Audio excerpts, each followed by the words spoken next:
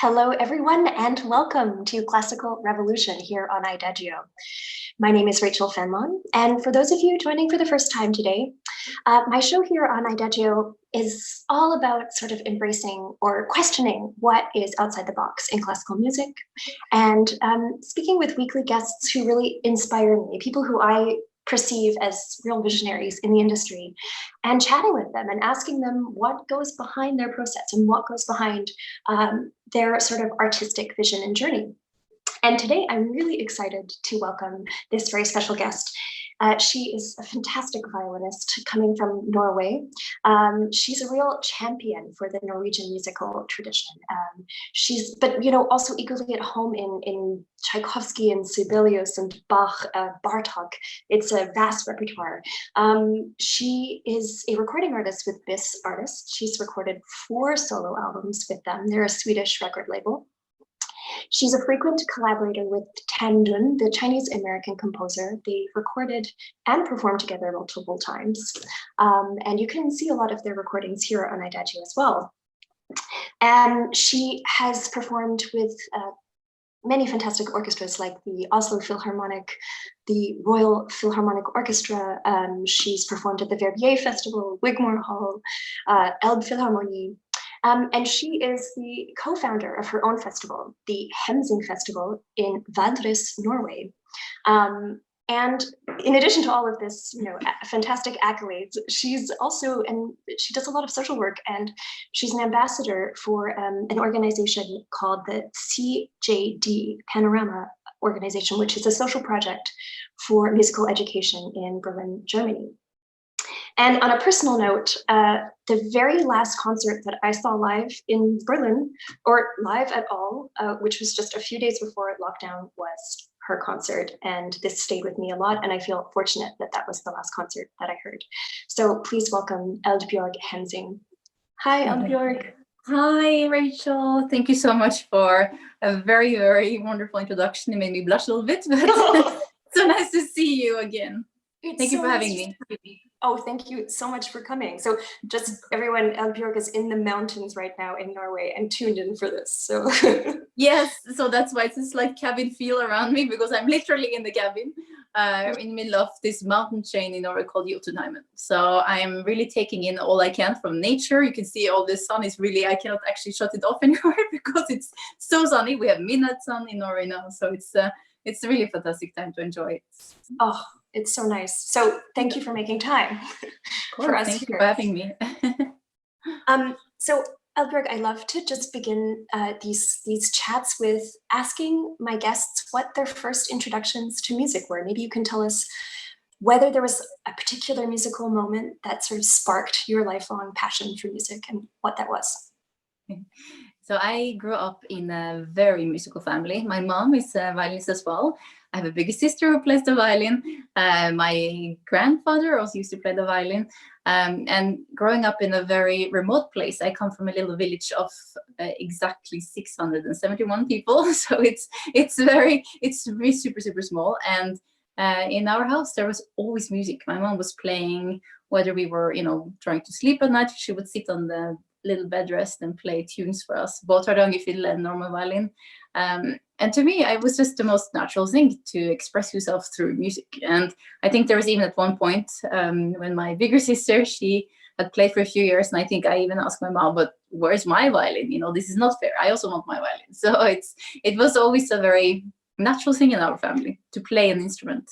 And somehow it came about that, I started playing when I was around 5.5, and I had my first performance when I was 6 for the royal family of Norway at the Constitution Day at the National Theatre in Oslo. And somehow that also was, I can still sort of remember the feeling, the excitement, and just the rush in a way it was to just walk out on that enormous stage. And for me, it's always been the most natural thing to play, and play concerts in particular. So I guess that's kind of how it all began. Interesting. So it came much more from you actively being a part of the music so young and having it around you. I think so. I think we also it was always a big focus in my family to have a lot of fun with music. It was not so much about performing or preparing so much. It was more about, it was something we enjoyed together.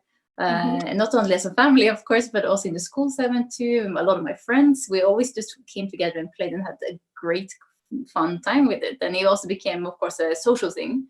And I think that really helped in many ways to not have too much pressure with it in the beginning. Yeah. But how was it for you? Can I ask? How did you start? Diving into it? Oh, wow. Okay. Eldbjørg already warned me that she would ask me questions too. So. Well, for me, it was a little bit different. I don't have a musical family per se, although my grandfather was an amateur jazz pianist. And so my earliest memories of music were him playing jazz. He played all the time. And I would just sit at the piano with him and sometimes improvise. And that was really young. That was like 3 or 4. And then actually this is interesting. And it's also why I love what you do so much. And I love also Norwegian music, because I lived in Norway when I was a child from 6 until 10. And that's where I first heard live music for the first time, which was Grieg. And then I started to study piano seriously in Norway. And it was, I don't know if it was, I can't remember the exact moment. It was a series of moments, but it was certainly in Norway, without question. So it's quite funny. Norwegian connection there. Exactly. There was something that stayed with me after the last concert that I heard of yours. Well, it was my introduction to you as an artist as well. And you played for us a piece that you wrote yourself, and you said it was your Opus 1. Yeah. And it was extremely beautiful, and it stayed with me. It's a very special piece. And something that caught me about the introduction that you gave about the piece was that you talked about the influence of Norway in that piece, and you talked about the influence of nature in the piece. And I was just wondering if you could talk a little bit about that. I'm particularly interested in how that presents itself for you as an artist or as a composer.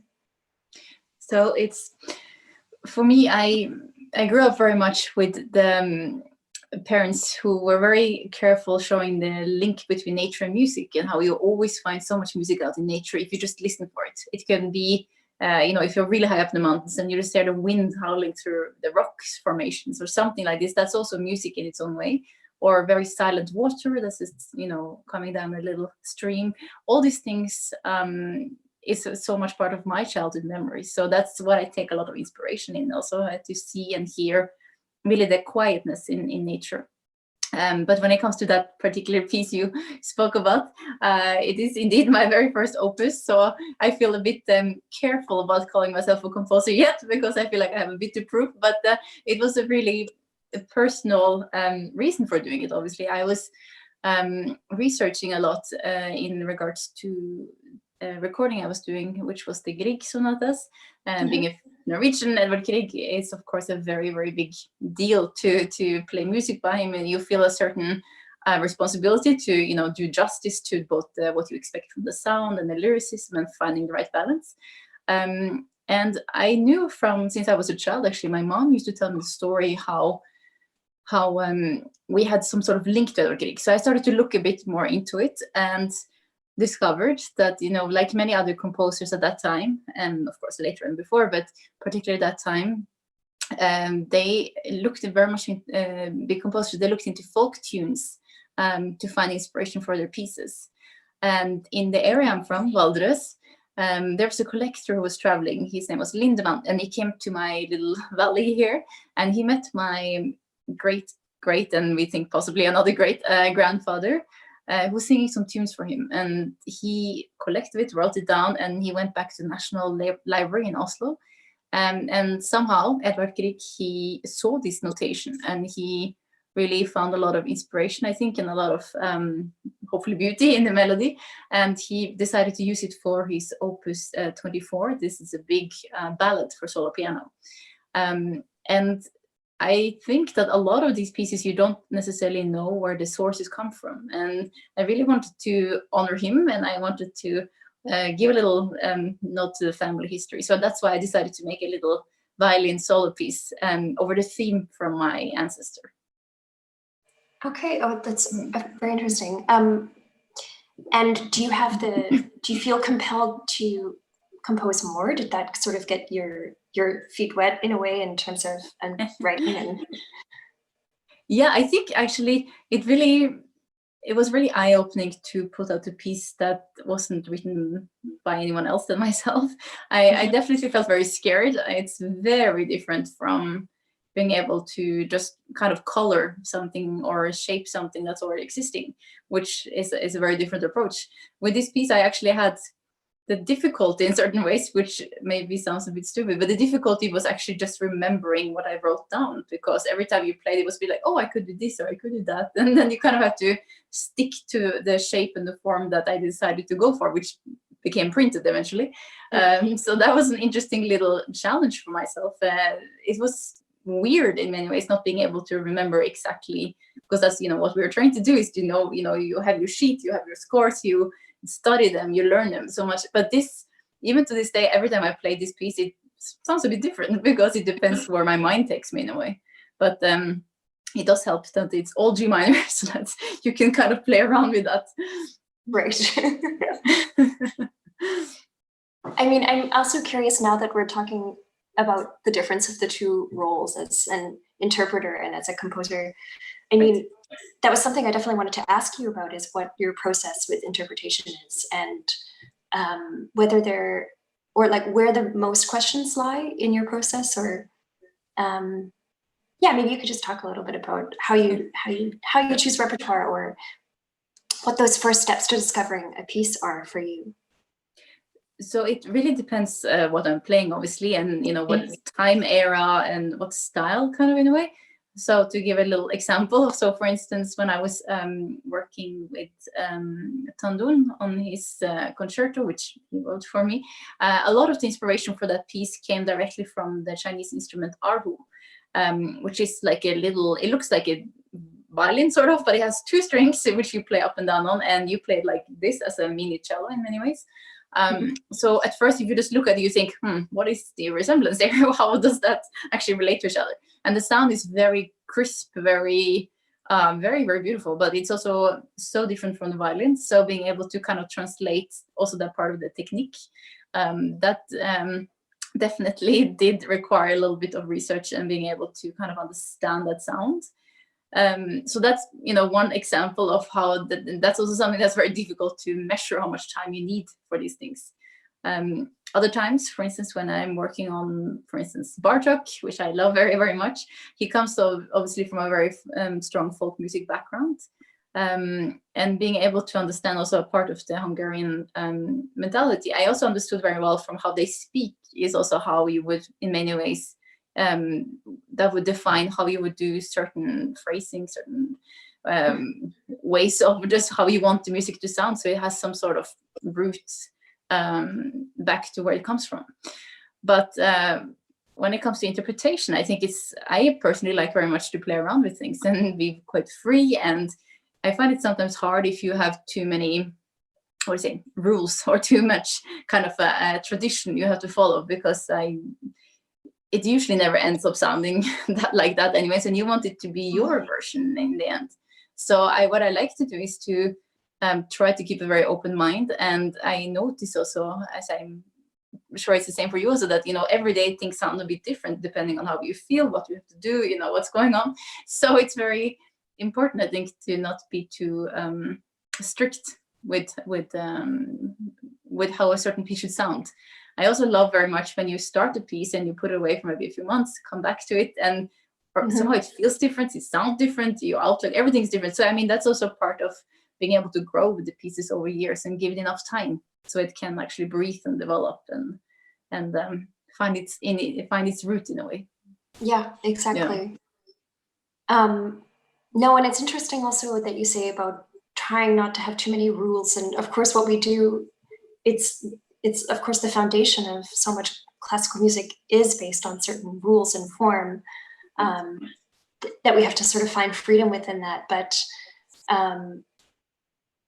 yeah, I mean, do you have an example of a time you felt you really went against the interpretation, or the time you went against maybe what you felt you should have done? Or I think there's certain time eras that definitely have a much more a way of playing that people would try to stick to. Let's say, for instance, Bach, which is a bit ironic because at the same time, I think that Bach is probably one of the most open-minded composers you can use with anything. But I mean, it depends kind of which tradition, if I may use that word, you will follow. For instance, you have those who would like absolutely no vibrato, very pure, very to the point breathing, almost a bit more barockish. Which obviously is a very, very different way to take on.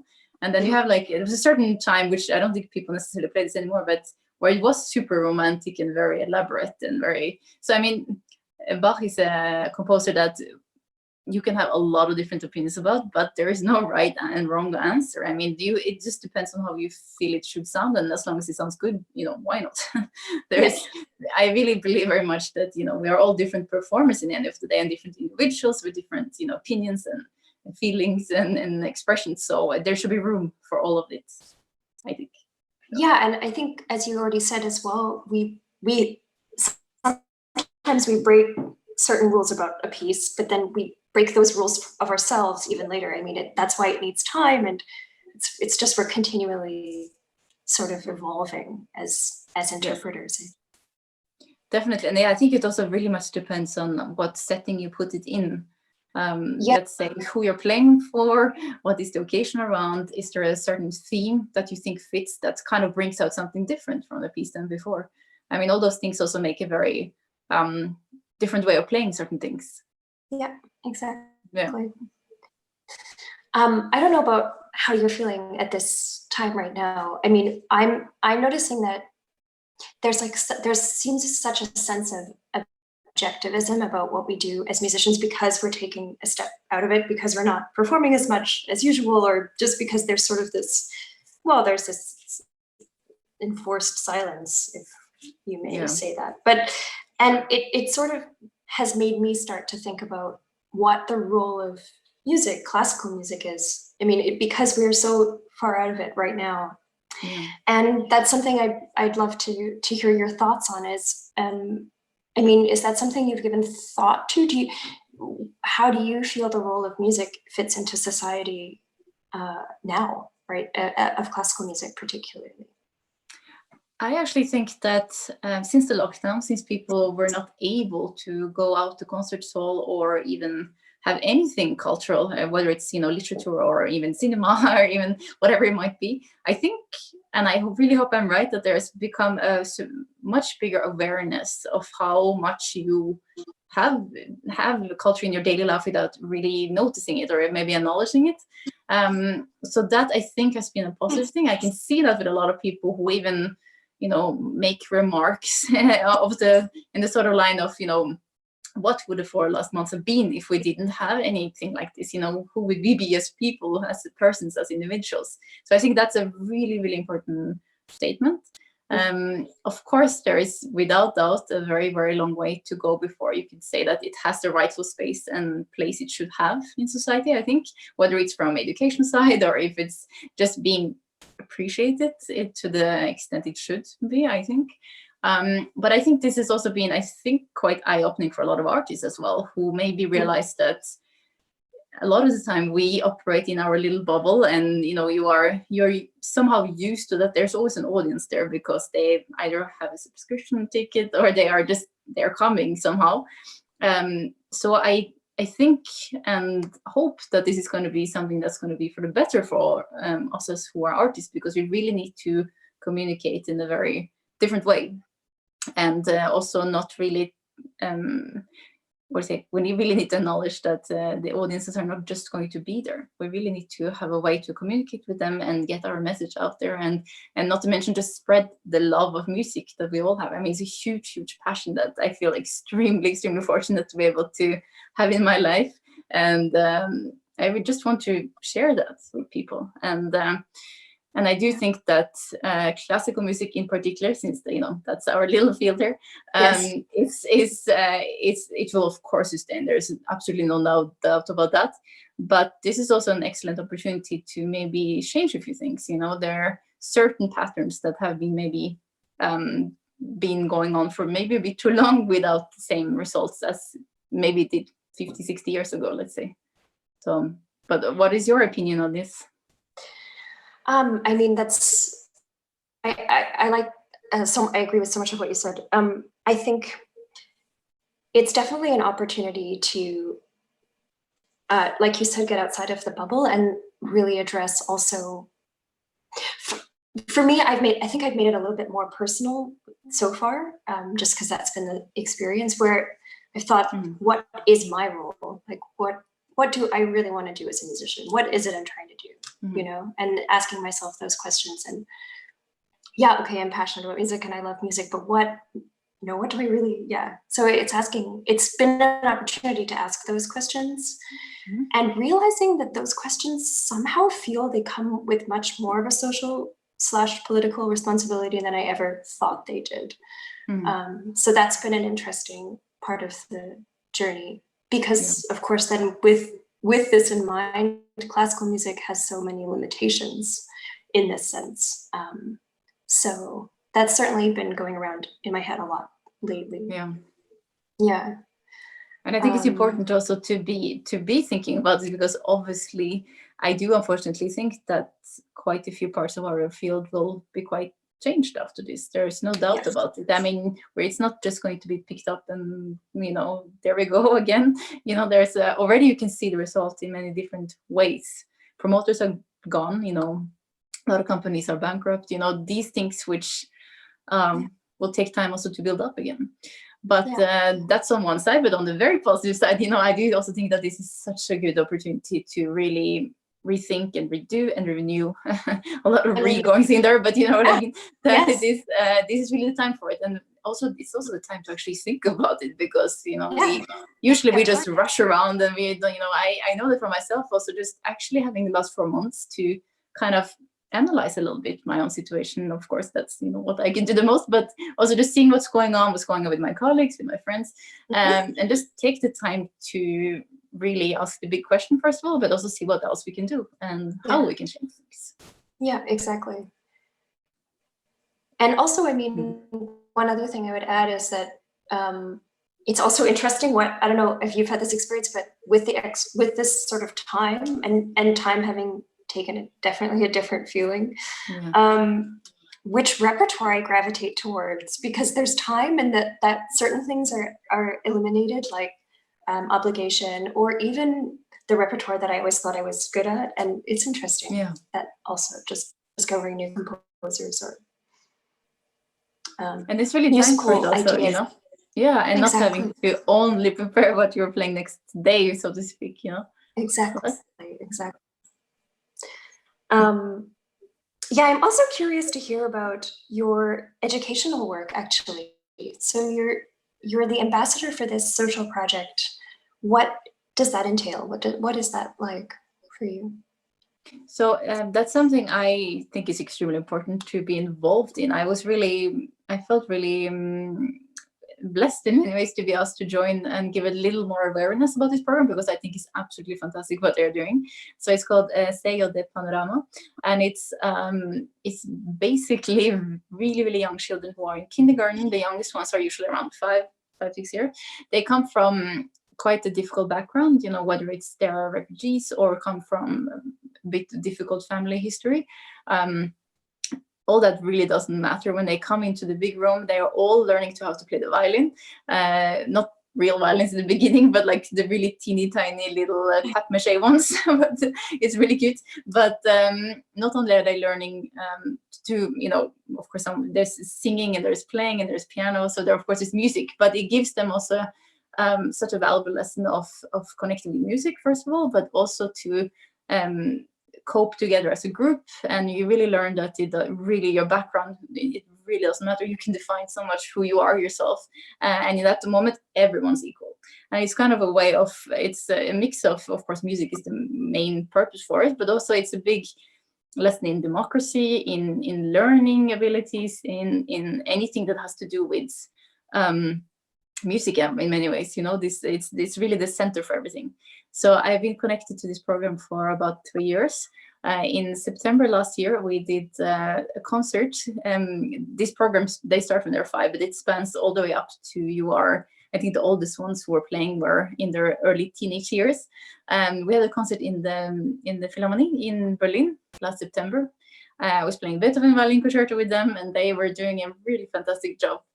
So they started with not really any pressure to learn music or continue with music, but it's just the learning ground. But a lot of them have such a strong connection to music after going through these few steps, and they continue studying and continue learning. And it's really been absolutely incredible to see.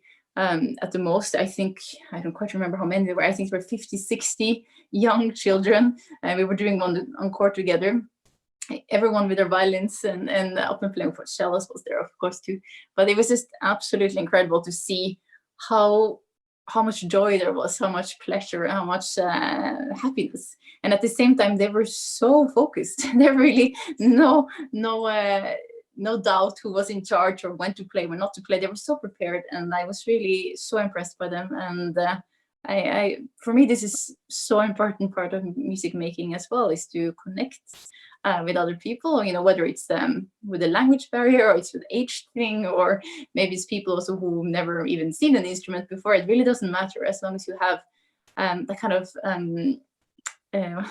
my God, I'm speaking so much in Norwegian lately, I completely forget my English, but it's a common ground. There we go. The common ground where you can actually just connect, and you can kind of see, I believe very much, you can also see a bit of the person through music in many ways. This is the part of how they behave and express themselves. So it's a really fantastic program. So go check it out. They're based in Berlin also, for everyone who's listening. They're really absolutely incredible initiative. That's fantastic. And how do they how do people join or sign up? Or I mean, what's that like selection process like? Is it really varied? And I think as far as I know, this is quite a small initiative so far. They are very dependent on sponsorship. Of course, it's a private initiative, and they have quite a long waiting list, because this has become very popular, not only for like I said earlier, it's for the beginning of it was for people with a bit difficult background. But I think, as we all know, the pedagogic side, where you have so much music involved, has so many other positive effects.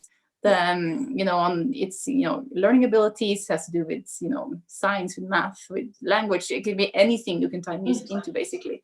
So it is a very popular project to go into. But I believe anyone can apply to it. Yeah, interesting. I mean, it sounds like a really wonderful project, and also it must give you so much inspiration and grounding and sort of hope, maybe even for. Yeah, it really does. And it's also an incredibly good reminder that, most of the time, I think I can say we, and I will going to include you in this as well, but, we are so much preparing, for those minutes or hours that we stand on stage, and everything goes into so much that kind of perfectionistic kind of elite, let's say, where you really, really have to, everything goes, whether you do something, either it's out of tune or not perfect or not, whatever, you might feel completely torn out about it. But really going so much back to the basics of, this is very much how I grew up also, with just music should be fun and should be something that gives you so much, whether it's enjoyment or just outlet for all your emotions. And I really don't know that many other art forms where you can really go from complete A to Z in emotional range within minutes. It's really absolutely fantastic, and I really wish and hope that so many more people will be able to experience it and have it as a natural tool in their lives. So it's a little mission going on there, but I do really believe so much and see so much the difference it gives people. Yeah, exactly. I actually love that it's a natural tool. I love that. That's a really great way of putting it, because I mean, that's what, even that relates back to what we said earlier about what we're experiencing right now. I mean, we're experiencing it and processing it, amongst other things, musically. So, you know, it's emotional, and it's much more than emotional as well, but it helps us process all of those things, and it really is a tool. I love that. Good. Yeah. Yeah. There you go. I mean, it's funny because I wanted to also talk to you about your festival and the interesting fact that it's in this small town. It's the town that you're from. Is that right? Yeah. That's great. And I was thinking about, so from what I read about the festival, it was also a place where Grieg was at some point, and Ibsen, is that right? That's correct. It is actually, even though it's a teeny tiny little village, it was quite important for a lot of, cultural personalities, particularly around the 1800s, who were traveling through Norway. Norway at around that time was a very, very poor country. It was in unions for many hundred years, both with Denmark and Sweden. And it became, I mean, it really, really became a big question of identity. You know, who are we as Norwegians? What do we stand for? What do we believe in? You know, the whole identity crisis was basically coming up. So when Grieg was back from, he was studying in Germany, as many of the many composers did at that point. He left for Germany, and he was in Leipzig. He got a very, very proper training and knew everything about the German Lied traditions and all these things. And he came back to Norway and showed off some of his compositions to, for instance, Ole Bull, which was our kind of Nordic Paganini type up here, who was the one who really encouraged him to travel around in Norway and see and hear what the real sense of the folk music was. So Eldbjørg Hemsing was traveling also in this area, as well was Hamsun, which is a fantastic poet and writer. So there's always been a lot of culture here, not to mention, I keep talking a lot about folk music, but this area is really incredibly rich in folk music and in Hardangerfiddle and in traditions, and just the sound is very specific. This valley has its own rhythm, for instance, which you only find in this valley in all of Norway. Yeah, so it's signature in many ways of how you play. So if you play in that tradition, everyone, well, people who know would say, you're from Valdres. I know it's just because of how you play. So it's a lot of identity in music here. Okay. So for instance, in this, I mean, it's a very small county. It's 6 small counties put together. It's around 17,000 people who live all together in these 6 counties. And during the year, there's actually 15 festivals going on in this little area. So it's a very cultural place. And I always felt so much support from people here growing up, whether it was, going to Oslo for lessons or playing concerts, to TV, whatever it was, like it was so much support and so much kind of encouragement. And I really felt particularly very, privileged to be able to travel the world and meet so many fantastic people, whether it's from the music side or any other genres or other fields. And I really wanted to bring something back and create something here, because I got so much from this place. So my sister and I, we started this festival in 2012. In the beginning, we just asked some friends if they wanted to join us. And we had, I think, 3 concerts in 2 days or something like this. Now, 8 years later, this year we had 15 concerts in 5 days. We had around 50 international artists coming in. We had a lot of journalists from Germany, from the UK, and it really has grown massively. I mean, this little place, like I mentioned before, it's 671 people living here. And during the festival, we have almost 2,000 visitors who come and add. So for us, it's just unbelievable to see the support it has from people. We have, I think, around 60 or 70 volunteers just from the festival, just from this valley itself, which is a pretty good percentage given how few people actually live here. And it really has showcased, I think, one thing is the music side, which of course is the most important, but what I'm also very happy about is to see how much it contributes to the local economy, the local kind of infrastructure. It really gives a huge boost for so many other things. And I'm really happy to also show people that music isn't just playing a concert, enjoying it. It really has so many repercussions in all kinds of ways around it. And so I kind of got a little bit of maybe not roles inside society, but it definitely has a place in society, and that I am really happy about. I think that's also a very important thing to show people, that music and culture also, in the end of the day, it's a huge business. You know, it has so many other things that can benefit from it, and you know, whether it's hotels or it's cars or it's food or whatever it might be, like everything, it is so much that comes from playing concerts and having music around. So I mean, it's also intertwined. And of course, I would like to focus mostly on just, you know, music itself and what it gives you on the personal side. But I think these things are also important to talk about, because it's also super important to make people understand also why you should do such a thing, like create, you know, yet another festival. But for this place, it really did make a big difference. Absolutely. It also makes me think about, or what you're saying makes me think about also music and community. It's, you know, going beyond what it's adding as to the sort of infrastructure of the city and the economy, but also that community. I mean, and it sounds like this festival, it's really one of these festivals that the community values, and that it's really becomes a part of that. And I feel that that's also a great thing about music. And just it is coming together of people. And do you feel also, I mean, it's so interesting because you must be very busy, because you have, you know, this very like full performance career, and then to run this festival. And I'm wondering, do you ever feel like you push your audience? I mean, how much risk taking can you take with your audience in terms of repertoire? And I mean, I'm curious about programming, actually. Yeah, sure. Do you mean for the festival specifically, or in general? Yeah, no, for the festival, because, you know, you had to build something and you had to gain their trust. And yes. So, I mean, when we started up, we made very sure that we wanted to be, it's a classical festival, first and foremost, with chamber music as the core, with a core repertoire focus. But we also really wanted to bring in the folk music aspect, because it's so strong in this area. We both grew up with playing both instruments, and that's, for me, I think that's also really fun to showcase, to give, for instance, you can, I mean, look at now with Beethoven and his folk songs, for instance, the inspiration that came from that, into so many of pieces. I mean, there's so many links you can easily find that it's something a little bit different than just putting together, you know, Beethoven drums, whatever it might be, you know, like I mean, of course you want to play those pieces too, but to give it a little bit different context, I think is really important.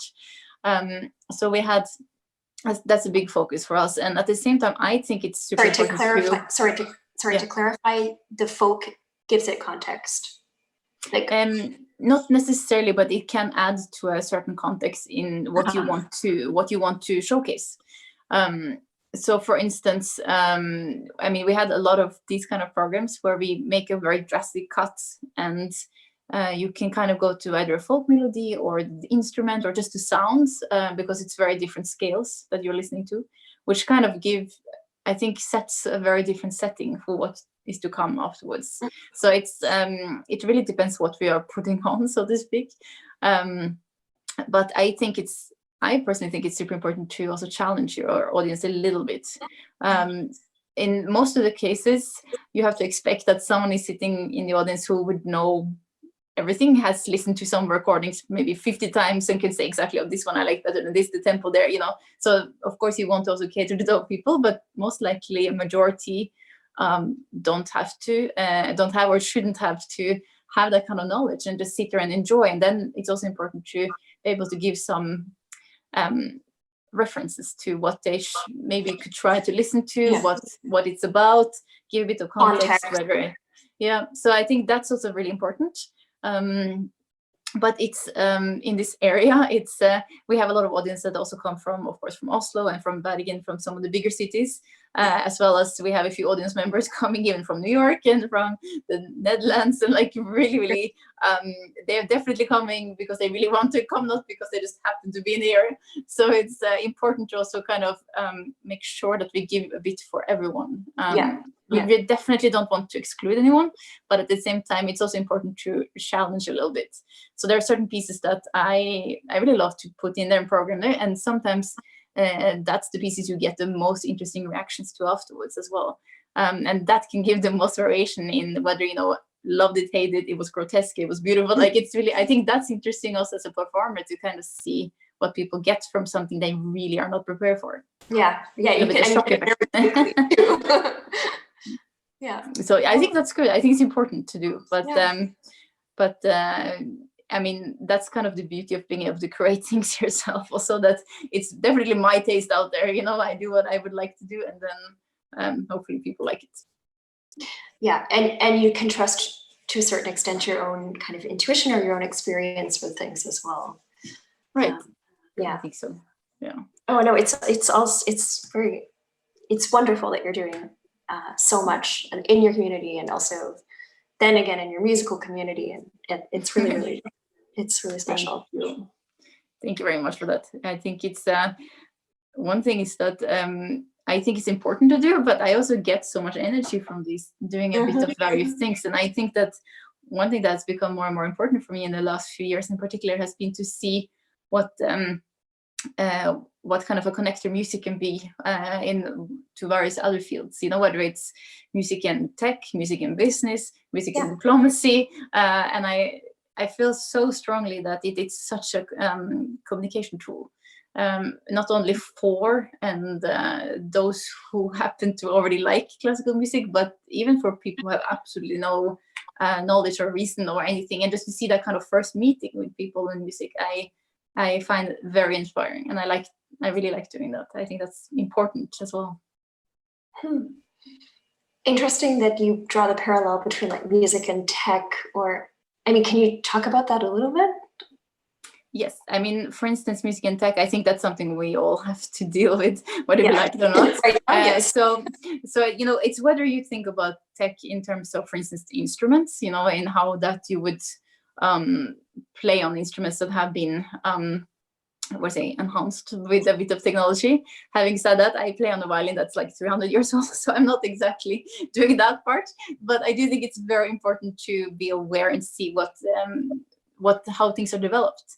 And there's always, you know, this big talk about how technology is shaping, let's say, music in this case. But I do believe very much the music, art, and to a certain part, I guess, morals should be shaping technology also, and how it's being developed.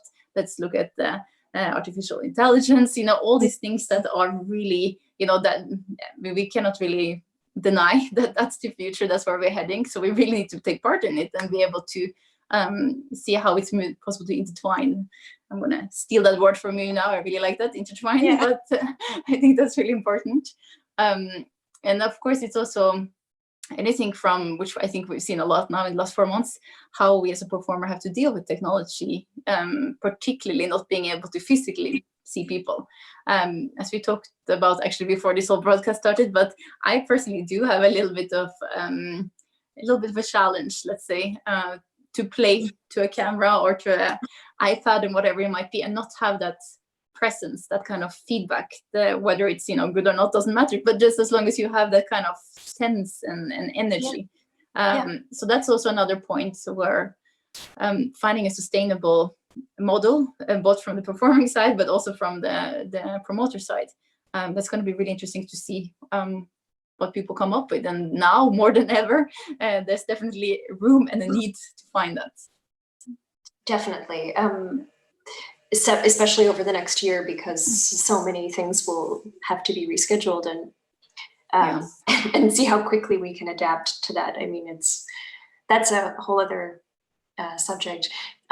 One thing that was interesting right now is your thought about music shaping the technology, and technology not always. That's for me very, very interesting point, because it sort of goes to this like supply demand sort of thing where we lean more towards tech because we say that's the future, and then therefore it defines the music. But what does the alternative look? And I've never thought about that before. So thanks for planting that thought in my head, because it's interesting. It is very interesting. And also that it's primarily, or your idea that it's really a tool for communication. Also, this is something it's easy to also forget. sorry. No. No, sorry, I interrupted you. What are you saying? Oh, I was just finishing a thought. I was saying that it's easy to forget that. It actually, I think, It is, as and both audience members and as performers. that's very true.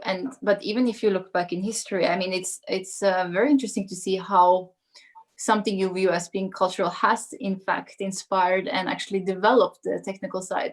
I mean, let's look at, for instance, the camera, the Polaroid camera. I mean, the kind of technique was looked at. I think it was Kandinsky who did kind of the kind of technique that became the pixels later on, which you could, I mean, maybe it's a far stretch, but I think there is actually a link there that was put together. Or let's say cinema, or all these things that came. I mean, it's a technological development that come from an artistic standpoint. You want to express something, but you don't have the tool to do it. I mean, that's even, what are we looking, 100 years, more than that back? And so, I mean, that's always been the case. So, of course, technology development now is so quick, it's so fast, it's so, everywhere. But on the other hand, it's also maybe the best possible time to be an artist, also because you have so many tools at your hand to be able to define your own path, your own kind of identity, and being able to not be so dependent on other people to get where you want to be. And that's also why I think technology can be so wonderful and so important. But also the development of it is, I think, it is interesting to look at what the performing side, the music side, can actually contribute back to technology. And a lot of the greatest leaders that come from the technology sector, they all have a very, very, at least as far as I can see, have a really huge respect and interest in arts and culture, and have taken that also as inspiration for what they do with their work, for instance. Yeah, it's interesting because it also makes you think about, I mean, given the time that we're in right now, where everything is so fast and everything can happen so quickly, and everything can happen I mean, not just so quickly, but have such an impact so quickly. What's interesting, or what that just made me think about, is then it makes you as the artist to ask, what do you really need then? I mean, so it starts to shape a different kind of question about what technology can do for you. Exactly. Given all of those constrictions, or it's interesting. It's very interesting. Like I said, these months now, you have a lot of time to think about all kinds of things. Exactly. Yeah, no, exactly. But I think this is really the gift side of this time, is it does, like we were already saying, it makes you go back to thinking, okay, what is it? Yeah, what is it that we are really doing? And also then connecting it to society, connecting it to tech, connecting to it with some kind of responsibility. Definitely. And I do think it's also, I mean, I do think there is such a big responsibility. I mean, it doesn't have to be, but it can be a big responsibility also to society, as just as a tool to make people come together and participate in something that's just bigger than yourself in many ways. And it really is, I mean, arts and culture is so defining of who we are as people, as individuals. And that's why we really need to be even more present than ever before, I think. Yeah. Well, I mean, I've loved this, and I could keep talking to you for ages, but I think we're running out of time, actually. So I think I have time for just one more question, and that's the question that I like to end with, and this is apropos the title of the show. When, for you personally, has music felt to be revolutionary? I think I would give a very personal answer to that, actually. I mean, I wouldn't maybe, it's a personal revolution, let's put it up. Yeah. No, I was studying with an absolutely fantastic teacher. His name was Boris Kushny in Vienna. I was with him for, I think, 6 or 7 years. And I can still remember this kind of moment when we kind of cracked the code of how you should play and connect it with your emotional side, not only go from the very technical aspect. And of course, it sounds very obvious, and it is very obvious, but actually just getting that click together to not only to play with passion and with your heart and all that stuff, but actually finding the colors for it, being able to kind of color everything and being able to say, well, I'm feeling like this today, it sounds like that, and or being able to really showcase and connect with people, whether they, you know, got that reference or that reference, doesn't matter, but just to have that kind of communication tool. For me, that was a huge revolution, and it really was so different from, I mean, I started with him when I was 16, so I mean, I had some fantastic teachers before then, of course, but then it was more about, you know, playing correctly and playing well, having fun with it, all good, but actually connected that emotional side. That was for me a huge revolution. Let's put it that word. Yeah. Wonderful. That's this was very inspiring. Thank you so much. Thank you so much for coming here and sharing your thoughts and your journey, a little bit of your journey. So thank you so much for having me, and it's been really wonderful to both see you again, but also talk about all these things. It's it gave me also a lot to think about, so thank you. Oh, good. Okay, well, Eldbjørg, thank you so much, and wishing you a nice evening in Norway in the mountains. Thank you so much. To everyone else, I'll see you next week, and thanks for tuning in.